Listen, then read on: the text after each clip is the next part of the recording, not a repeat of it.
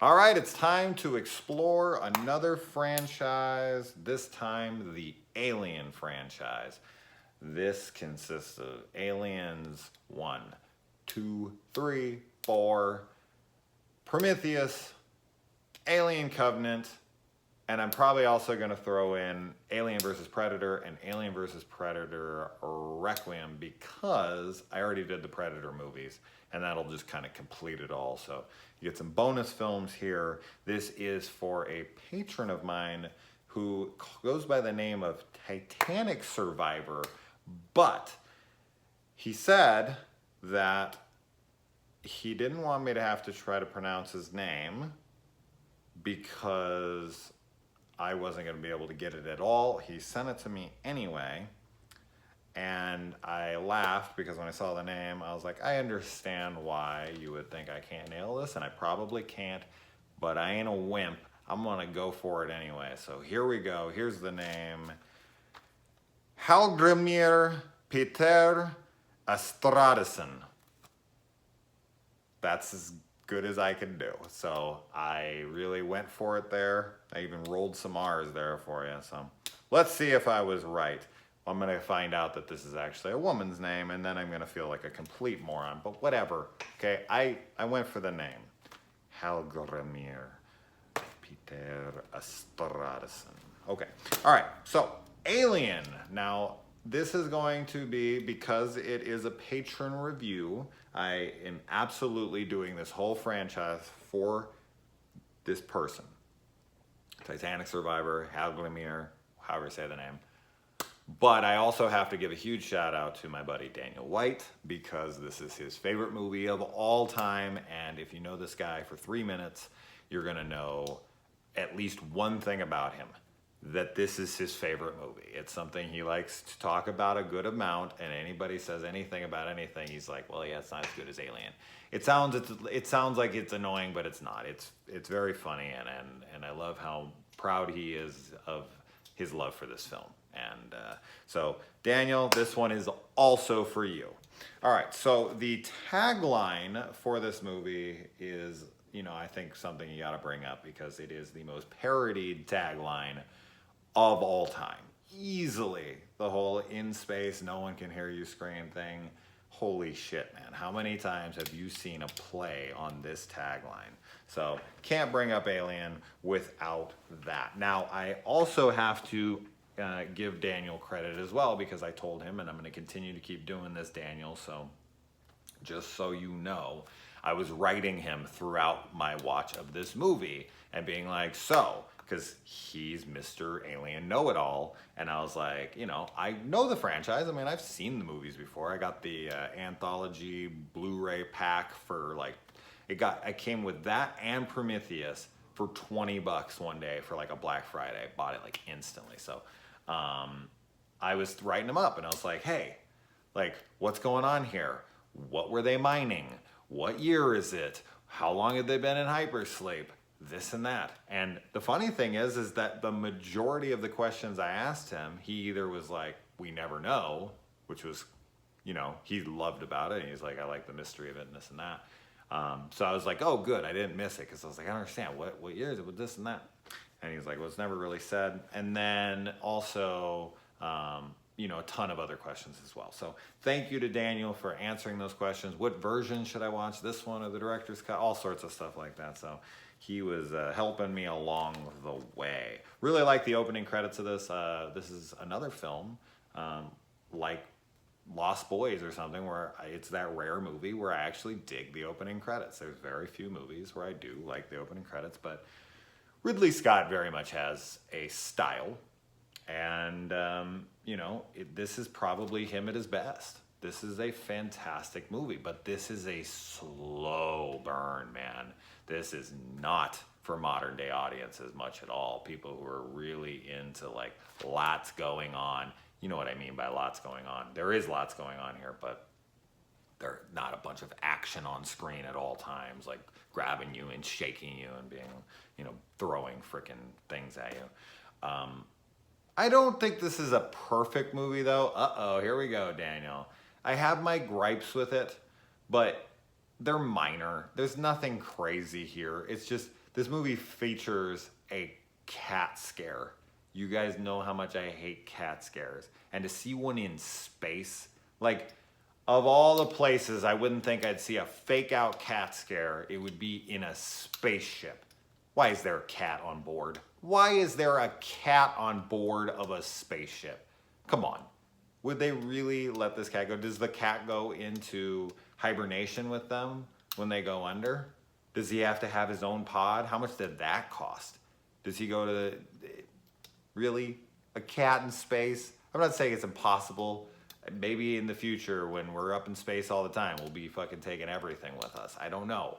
But cat jump scare in space, god damn it. I can't get away from these things. Even if I leave the planet, I can't get away from fucking fake out jump cat scares. God damn it.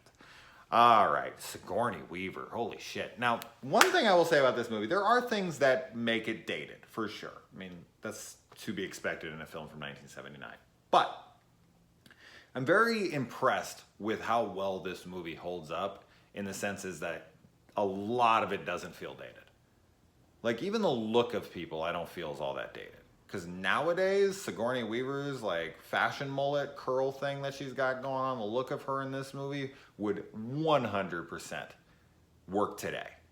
As a hairdresser for 15 years, I know the styles of the current times, and you go into like the hipster culture and whatnot, the Tegan and Sarah freaking fashion mullets and stuff, 100% this would totally be a cool style today. No one has any hair or any stuff that looks all that dated to me. It looks like it's, we've circled back around and we're doing these things again. This film has one hell of a cast. You've got Tom Skerritt, John Hurt, Ian Holm, Henry Dean Stanton, holy shit, from Escape from New York. Swear to God, Snake! Love seeing him in here, and holy shit, Sigourney Weaver is hot. It's funny, I was listening to, years and years ago, Jeff Foxworthy was on, and he made this joke where he said, honey, that Sigourney Weaver is a pretty lady, or something like that. And at that time, I didn't know her for much outside of like Alien and Ghostbusters and stuff, and I was like, Sigourney Weaver, really? I don't find her attractive. Oh, wow, going back to this now, I've known since like that, but now on this view yet again, I'm like, holy shit, Sigourney Weaver was hot. And watching Avatar, which is now almost a decade old, but she looks great. I don't know what she looks like now. I can't remember the last time I saw Sigourney. Probably pretty recent.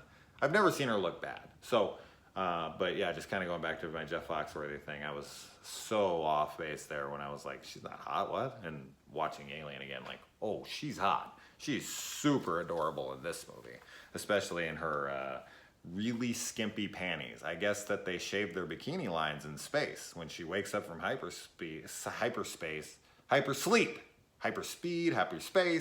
what the fuck, hyper, I'm hyper. Hyper sleep. Maybe her hair doesn't grow when you're in there, and she shaved right before she went in, but I'm really looking. It's like the Scrooge. Oh, I love Scrooge with Bill Murray. You can hardly see them nipples. You see, and these guys are really looking. That's me. I'm really looking. I was like, wow, her bikini line is quite clean. That does not seem like it would be the case. I don't feel like they'd be shaving that. Those panties, those are NASA's regulation.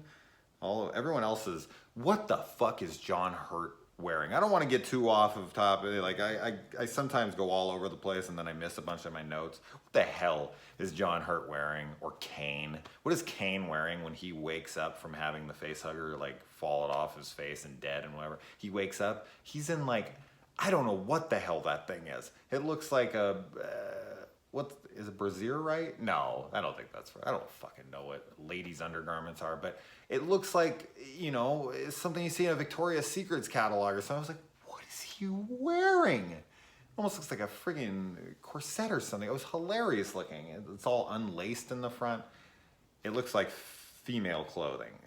I don't know. Anyway, maybe he's like Ed Wood. Maybe he wears like Angora sweaters under his army fatigues. Anyway, all right. And I wrote about a bunch of questions here that I did get answered by Daniel, which had no answers. So I'm just going to have to go right through those. The face hugger. Now, I was asking Daniel what is going on with the aliens in this, and he had some theories on it. It was pretty cool, and I was like, okay, I can understand that, because I was like, seeing the Alien versus Predator, the ending of Alien versus Predator, the alien merges with the Predator, and then what comes out is like a hybrid alien Predator, you know, monster thing. And he was like, oh no, that's not like the original intention here. And I was like, so what is it? The facehugger egg is how it is in its natural state, and until it gets a host, does it never become anything? Like, is a xenomorph from a human DNA? And if it was to mix with something else, and he was like, oh no, that's what would happen, but it can't do it without a host. So it needs another entity. There's no other alien life form that it can latch onto to make itself. So it doesn't breed with its own species. It has to actually like lay eggs in a different creature, which he said it was based on an insect that's on this planet. So that was pretty cool. It was good talking with him. So I was sitting there, I was coming up with all these different questions. Of course, if you know me, that's nothing new, but I was just like, so what is the alien in its natural form? Like the face hugger, that's the alien, right? And then anything it does from there. But he said that in the deleted scenes, or maybe he said in the director's cut, because he told me to watch the theatrical cut, that they actually cocoon a couple of the characters, and that they're going to turn them into eggs. So the eggs make xenomorphs, and the xenomorphs make eggs, and it's just kind of the circle of life. Lion King's coming out soon. How exciting. That movie's going to be amazing. But okay, so the facehugger goes through Kane's mask, and it says it's breathing oxygen for him, but I think they're mistaken, because this thing's just ramming its ovipositor down his throat and laying eggs in his chest. Mystery Science Theater 3000, the movie reference. Yes! Love to be able to sneak that kind of shit in. Okay, but anyway, yeah, it's stuffed this little thing down his throat, and it's laying the egg in the chest, whatever. So, so it breaks through his mask. I'm guessing the planet they land on is not oxygen-based. So why would it feed him oxygen? And if it isn't feeding him, because like it would have to feed him the what he would need to survive. Like it has to be oxygen for him, but if it latched onto a different creature, would it provide that creature with whatever, compound it needs to survive? Like, I don't know, of course I'm going way too out here, but I was like, if it broke through his mask, there wouldn't be oxygen out there, so it was converting what was out there into oxygen for him? How did it know he needed oxygen? Or when it's on his face, does he need... You see he's breathing when it's on him. I don't know. That doesn't make any sense to me. All right. Ripley, I think, of course, for people who know this franchise and have talked about it a ton, I honestly haven't talked about this movie a ton, so I'm probably going to be saying a bunch of stuff that everybody's already said a trillion times. But Ripley is the smartest character in this movie by far, and the whole reason all of this shit goes wrong is because no one listens to Ripley. Ripley is right and should have been listened to every single time, and every single time nothing would have happened, because nothing would have got worse if they would have listened to her right then and there. So people need to start listening to Ripley in this movie, and they would all be alive today to talk about it.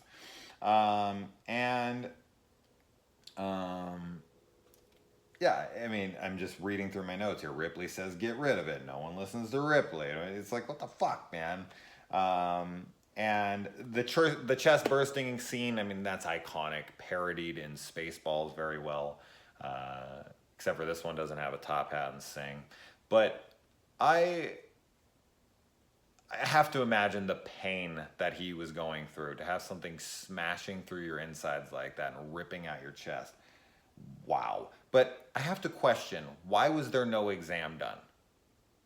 But because Ash is the medical examiner, advisor, whatever, and he's supposed to bring this thing back, like that's his prime directive there. Now we're into Star Trek territory. Did he let this happen? Did he know this thing was growing inside of him and he wanted it to go back? He wanted him to be the host for this thing? I don't know. Is that said in the movie and I missed it? I don't think so. But yeah, like, why wasn't an exam done on him? I mean, it could have been growing inside of him and he could have froze him. It seems like that would be a much more practical way to do it so that not everyone dies on board. Like, I don't see him as a vindictive character. I just see him as a, as they call him in the movie, a robot, an android that is doing what he's told. He's a machine. He's programmed. He's got to do what he's told. But I don't think he has any desire, because at the end he has his line where he says something nice to them, like, not best of luck, or I'm paraphrasing, but along those lines. And I think it's a genuine thing. But he's a robot. He doesn't really care. But I don't see him wanting casualties. So if he knew it was going to come out of him, it just seems weird that there was no exam after the fact to see. Because if they have this body scanner that's going to show you everything, you would see something growing inside of him. So why wasn't that done? Did he let it happen on purpose? I want to know. All right. And they shoot the body into space. That's always tripped me out, to think that, like, your body's just floating out there in space forever and ever, and it's just spinning and spinning. I always thought about that when I watched Gravity, when Sandra Bullock's character is going out, and I'm like, man, if they didn't catch her when she was going out, she would just be spinning forever until she hit, like, something flying around out there, or, went into somebody's gravitational pull, whatever. But she would just be out there for an extended period of time. And eventually she would starve to death, or whatever it would be that would happen. No, she'd run out of oxygen before that. But yeah, it would just be spinning and spinning and flipping, just knowing that your body's not going to stop for thousands of years, possibly. Fucking wild concept. But he's a dead body, so it doesn't really matter. But still, I don't want my dead body just shot out into space. I know I shouldn't care, but yeah. Cat scare, lame. That's what I have written down here. First kill in this movie is fantastic. Now, how much saliva or goo or whatever does this xenomorph produce? Because anytime they get a close-up on it, it's just pouring like KY jelly type stuff down its face. Like, this thing just constantly sweating. Is it really hot in there? Like, what the hell is all that? And how does he have so much of it? Also grew really, really fast without eating anything. And yeah, the crew is expendable. This is where Sigourney or Ripley finds this out. And I really like this shot where she's looking in the computer. Kind of reminds me of The Thing a little bit in that way.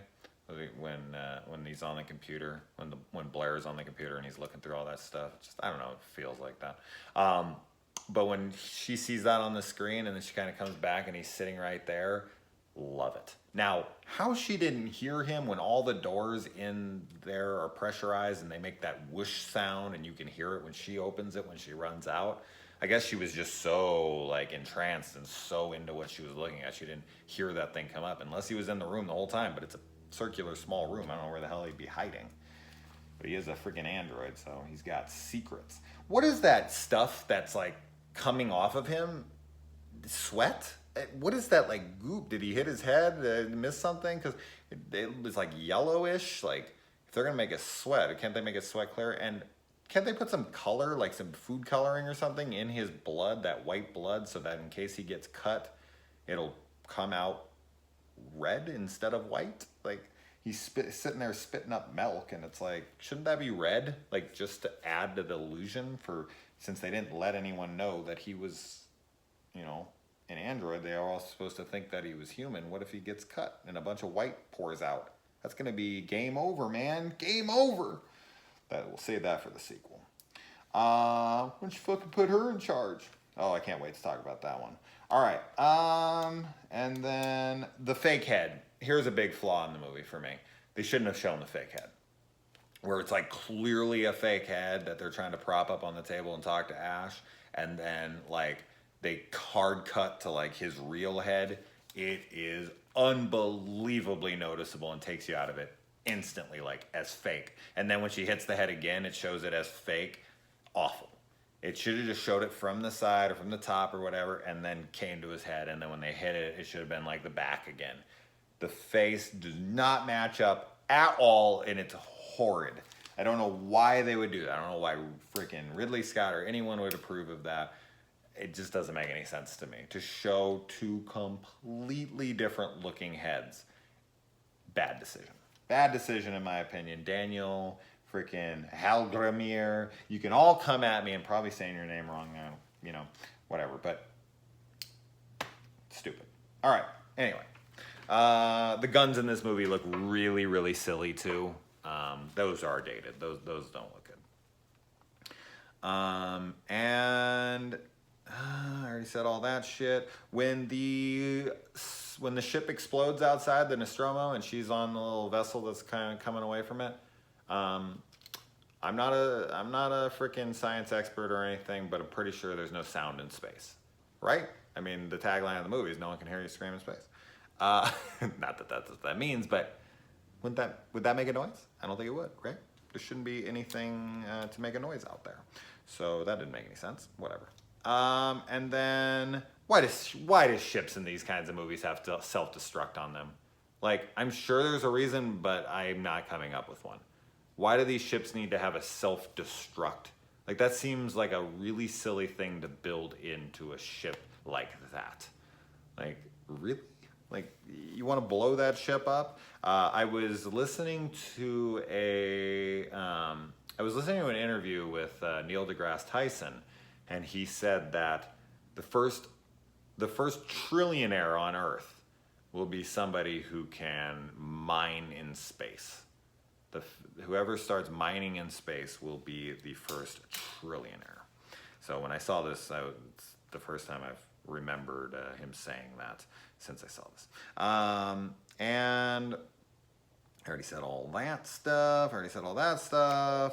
And why doesn't the alien just attack her right away when it's in there? Is it injured? Is it like cozy? Does it not want to start problems? And then she locks herself in, she gets into her suit, and she comes out, she straps herself to the chair, opens the freaking airlock, shoots it with a harpoon, it gets caught back there, tries to crawl up into the exhaust burner or whatever, and she flips that on, burns it up. And here's another thing. This is what I've talked about this on the channel a good amount here. If you never make sequels, you don't ever do anything worse to these characters. Like, Ripley survived this. She's the one survivor. She would have went right back to Earth and all would have been well for her character. But in order to make sequels, they gotta really screw up her life. I think in the next movie, she's like been in sleep for too long. She's like 50 some years, 53 years. I can't remember what it was. I've seen Aliens a little more than Alien. But just the shit that she goes through in 2 and 3, and it's just like her character had a, not a happy ending since all of her family is dead. I call them family because she lived with these people on a ship for an indeterminate amount of time, and they seem to be kind of close. Although there is a lot of tension brewing between a lot of them. What was up with those flashlights that look like Harry Potter wands? What the hell were those things? But I've always kind of been fascinated by the whole idea of a sequel and putting characters through more hell just to tell another story. She seemed happy at the end of this, and we could have left it here and it would be good. All right, so there you go. Alien 1 in the book. I look forward to doing Aliens probably later tonight when I get the chance to watch it. So thank you to Titanic Survivor and Daniel, and I will see you guys soon. Adios.